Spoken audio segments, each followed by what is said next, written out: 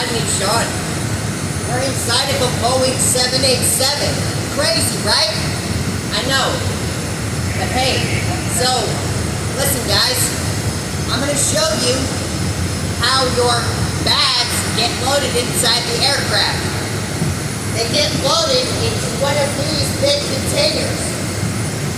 If you look, all these locks get locked. That keeps the containers and the pallets from sliding forward. Okay? Let me show you. You see these locks right here?